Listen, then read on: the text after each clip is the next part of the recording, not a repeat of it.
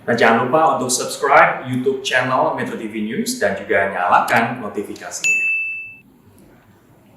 Pemirsa, bagaimana penjelasan dari Kejaksaan Agung atas dugaan keterlibatan Jaksa Pinangki dalam upaya mengurus fatwa ke Mahkamah Agung untuk terpidana Joko Chandra, dan apa respon dari Mahkamah Agung terkait fakta baru ini? Bergabung melalui sambungan telepon Kepala Pusat Penerangan Hukum Kejaksaan Agung Bapak Hari Setiono, dan di luar studio juga ada Kepala Biro Hukum dan Humas Mahkamah Agung Pak Abdullah. Saya akan menyapa para narasumber. Pak Hari Setiono, selamat sore. Ya, selamat sore, salam sehat untuk semuanya. Ya, satu lagi narasumber yang akan saya sapa, Pak Abdullah, selamat sore.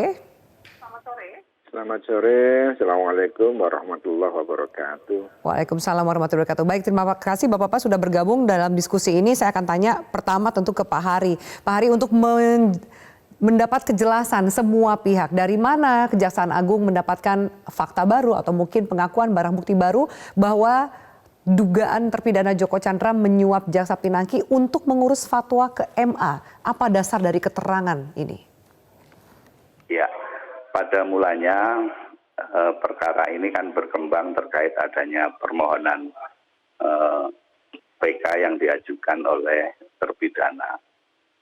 Kemudian berkembang informasi, keterangan-keterangan, ternyata juga melakukan perbuatan yang antara lain pada saat ini sedang disidik oleh Barreskrim Mabes Polri terkait juga surat jalan. Nah, setelah dalam perkembangan penyidikan ada aliran uang yang diduga diterima oleh tersangka Jaksa PSM, maka penyidik setelah menetapkan yang bersangkutan sebagai tersangka melakukan pemeriksaan terhadap saksi-saksi, dan ternyata ditemukan bukti bahwa keterlibatan oknum Jaksa PSM ini bukan terkait dengan permohonan peninjauan kembali, tetapi ada dugaan perbuatan yang dilakukan itu adalah dalam rangka mengurus fatwa. Nah, oleh karena itu penyidik setelah mendapatkan bukti permulaan yang cukup, siapa kawan berbuat. Kalau Jaksa PSM itu disangka menerima pemberian atau janji, maka berarti kan diduga ada yang memberi. Nah, dalam perkembangan penyidikan ternyata ada perbuatan yang diduga dilakukan oleh tersangka JST dalam kaitan mengurus fatwa untuk supaya tidak dieksekusi oleh jaksa. Begitu, Mbak Ira. Baik, Pak Hari, berarti bisa dikatakan ini pengakuannya langsung dari Jaksa Pinangki sendiri? Tidak hanya pengakuan, karena status PSM ini kan sebagai tersangka. Nah, sehingga dia mau menyampaikan apa, tetapi dari alat bukti yang lain berupa keterangan saksi, kemudian juga ada dokumen dan surat, itu mengarah kepada perbuatan yang diduga dalam mengurus fatwa. Walaupun akhirnya fatwa itu tidak berhasil, kemudian pemberian atau janji itu juga tidak sempurna dalam arti 100%, tetapi diduga yang bersangkutan sudah menerima uang sejumlah 500.000 US dollar. Dan sejauh ini Kejaksaan Agung terus menyelidiki keterlibatan oknum di Mahkamah Agung. Sudah sampai sejauh mana titik terang itu, Pak Hari? Gimana? Sejauh ini Kejaksaan Agung juga terus menyelidiki keterlibatan oknum dari MA dalam rangka pengurusan fatwa di MA ini. Sudah sejauh mana titik terang yang berhasil didapatkan pihak Kejaksaan Agung? Ya, jadi proses penyidikan sedang berjalan. Penyidik masih mengumpulkan bukti-bukti yang diperoleh dari alat bukti. Nah, untuk sampai dengan hari ini ditetapkan sebagai tersangka baru kaitan dengan siapa yang memberi. Nah, apakah nanti dalam penyidikan berikutnya, apakah tersangka ini menyerahkan secara langsung, ataukah ada oknum-oknum tertentu yang melakukan perbuatan itu. Oleh karena itu, kita tunggu saja perkembangan penyidikan selanjutnya.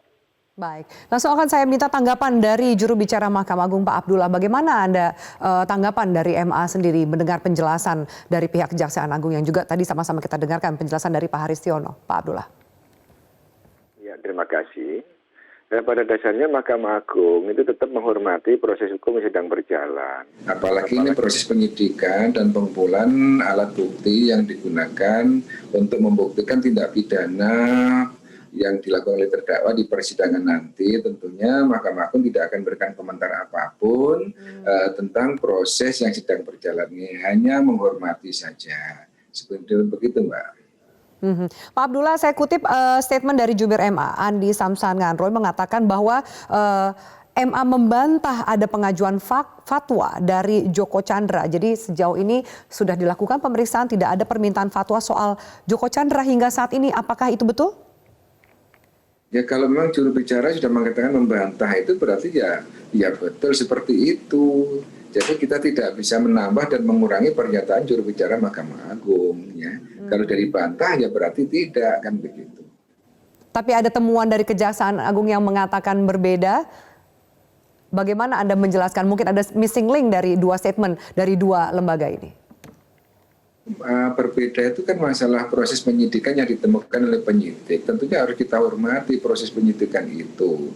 Yang seharusnya tidak diungkapkan sekarang, karena kan diungkapkan sekarang terlalu dini untuk diungkapkan, yang semestinya disampaikan di persidangan nanti, begitu.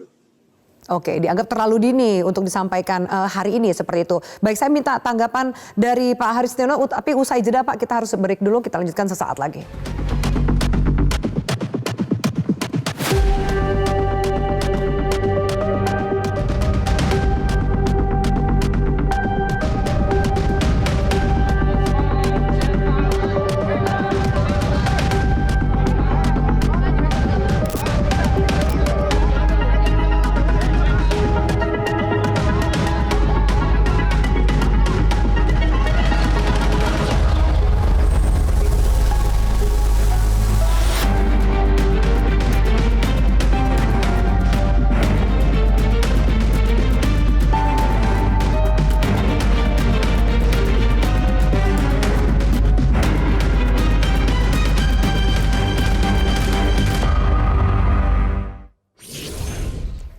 Baik, kita lanjutkan. Saya kembali ke Pak Haristiono. Pak Hari, saya minta tanggapan Anda. Tadi Pak Abdullah mengatakan ada mungkin hal yang terlalu dini untuk diungkapkan sampai hari ini.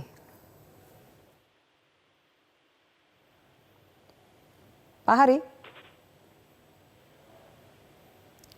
Pak Hari? Baik, saya akan mencoba menghubungi kembali Pak Haristiono, Kepala Pusat Penerangan Hukum Kejaksaan Agung. Saya akan mengecek kembali. Pak Abdullah masih bersama kami? Silakan. Iya. Pak Abdullah, untuk penjelasan mungkin masyarakat dan juga pemirsa, dalam aturan hukum apakah memang seorang terpidana yang sudah memiliki putusan yang bisa dikatakan inkrah, ini ketika itu mengajukan PK bisa mendapatkan fatwa untuk tidak dieksekusi? Penjelasannya seperti apa Pak Abdullah? Ya, nah baiklah, terima kasih. Tugas Mahkamah Agung dan Badan Peradilan itu sampai memutus perkara saja. Jadi kalau sudah diputus, itu kewajiban Mahkamah Agung dan Badan Peradilan sudah selesai. Kemudian selanjutnya masuk ada kewenangan eksekutor. Nah, eksekutor di sini adalah kejaksaan atau pasal 270 itu berbunyi seperti ini. Pelaksanaan putusan pengadilan yang telah memperoleh kekuatan hukum tetap dilakukan oleh jaksa, yang untuk itu panitia mengirimkan salinan surat putusan kepadanya. Jadi di sini disebutkan oleh jaksa. Jadi Mahkamah Agung sudah tidak punya kewenangan apapun setelah putus, begitu. Untuk urusan fatwa yang tanda kutip dicoba diurus oleh Joko Chandra agar tidak menjalani putusan MA di tahun 2009, apakah itu kemudian mungkin terjadi meskipun saat ini fatwanya tidak berhasil dilakukan? Bagaimana jika ternyata berhasil? Berarti Joko Chandra tidak akan dieksekusi dengan lewat fatwa MA ini, Pak Abdullah? Ya, kembali kepada kewenangan sebagai eksekutor. Siapa sebetulnya eksekutor itu? 270 KUHP sudah jelas, yaitu oleh jaksa. Jadi kalau dikembalikan selain yang diatur 270 KUHP, itu kan tidak ada kewenangan, kan gitu. Baik, saya minta tanggapan dari Pak Hari Setiono yang baru saja terhubung kembali. Pak Hari, Pak Abdullah mengatakan mungkin terlalu dini supaya tidak membuat bingung masyarakat yang mengikuti kasus ini. Apa tanggapan Anda? Ya, jadi begini, betul kalau itu sudah disampaikan terlalu dini, tetapi masyarakat kan tentu tanya, penyidik tentu tanya, penyidikan dalam perkara tindak pidana korupsi apa? Nah, diduga dalam mengurus fatwa. Mengurus itu berhasil atau tidak, jadi dilaksanakan atau tidak. Nah, barangkali modus mereka saja untuk katakanlah untuk menerima hadiah atau janji atau pemberian dari seseorang. Nah, oleh karena itu nanti proses penyidikanlah yang akan membuktikan apakah dalam perkara ini dugaan terhadap tindak pidana korupsi terkait dengan pengurusan fatwa itu terjadi atau tidak, dalam arti benar mengurus fatwa atau tidak.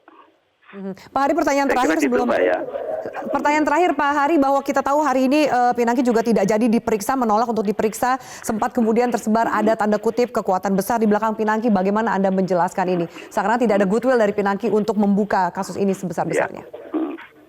Ya, saya kira nggak ada ya, itu haknya tersangka ya. Ketika kami juga sudah memberikan izin, kemudian penyidik mempunyai kewenangan untuk melakukan penyidikan, tersangka juga punya hak, kalau saling kita hormati. Baik, terima kasih Pak Hari Setiono, Kepala Pusat Penerangan Hukum Kejaksaan Agung atas waktunya di Prime Time News. Pak Abdullah, terakhir bagaimana pengawasan dari internal MA sendiri, apa jaminannya bahwa memang mengutip pernyataan Kejaksaan Agung maksud kami, tidak mungkin Pinangki dan Joko Chandra bermain sendiri. Apa jaminan dari MA bahwa memang bersih, tidak ada kaitan dengan pengurusan fatwa di MA ini, apa yang dilakukan oleh Joko Chandra dan juga Jaksa Pinangki? Ya, itu kan pernyataan dari Kejaksaan sendiri, seharusnya bisa menjamin ya Kejaksaan itu sendiri, karena kami tidak bisa memberikan komentar apapun tentang pernyataan dari Kejaksaan Agung, karena Mahkamah Agung dengan Kejaksaan Agung itu kan memang beda institusi, jadi ya kita tidak boleh saling mengomentari kewenangan pihak lain, termasuk dari Kejaksaan Agung. Ya silahkan, karena penyidik adalah Kejaksaan Agung itu sendiri, tentunya ya silahkan kita hormati proses hukum sedang berjalan, kemudian supaya penyidikan itu sempurna. Karena kesempurnaan penyidikan akan digunakan untuk menyusun surat dakwaan sehingga surat dakwaan itu menjadi sempurna. Kalau surat dakwaan itu sempurna, alat bukti itu lengkap, akan memudahkan proses pembuktian di persidangan, kan begitu. Baik Pak Abdullah, terima kasih banyak. Kita nantikan bagaimana jalannya penyelidikan yang dilakukan oleh Kejaksaan Agung. Terima kasih atas waktu dan keterangannya di Prime Time News.